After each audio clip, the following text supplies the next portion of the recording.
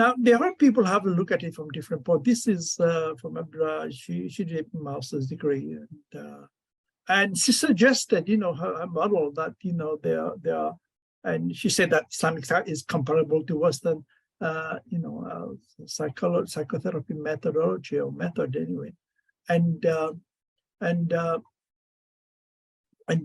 can be located in one of those sources, the three sources. One is from the stuff, Muslim personal law, Muslim family life, traditional healing based on model of spirit, jinn possession, or and also basically Sufism anyway. Again, she mentioned there are divergent views on the validity and acceptability of this model anyway.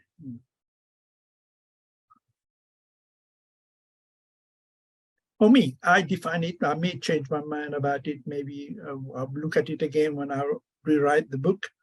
The second edition is that for me, it's when you incorporate spirituality in the therapy process, then it becomes Islamic psychotherapy. Now, people may argue, like I said, people will argue with it here, but I mean, to do that, you should write books, write papers, write a peer-reviewed review paper, and then when you get accepted by your peers, and you can say, let's not talk about Islamic psychotherapy, let's talk about something else anyway. But for me, this is what I mean. I think it's simple. I think it's operational. What it means. That again, we have to define what spirituality is. I think also you look at it. I think David, I can't remember. Look at difference between spirituality and religion. Maybe you're going to look at it now. But in Islam, we don't differentiate between spiritual and religion. For those who, if I did say, please excuse me, I'm an old man. But if I didn't say it, then it's okay. So in the West, we tend to separate spiritual and religion. Spiritually mean, I can be spiritual but not religious, which means that I can believe in something there, something higher, but I don't need to do the rituals of attending church or praying or fasting, whatever it is. In Islam, we don't separate that, So like I say, some people can say, yes, I'm spiritual, but not religious. Yeah, fine, that's okay. But in Islam, we don't have. There's an interconnected, it's when we do spiritual, we talk about religion as well. So when you're using the Quran and Sunnah, the problem is, how do you do it? That's another issue. How do you do it? How do you use Quran and Sunnah? In psychotherapy, what technique are you going to use? Are some of the techniques you use are compatible or congruent with Islamic?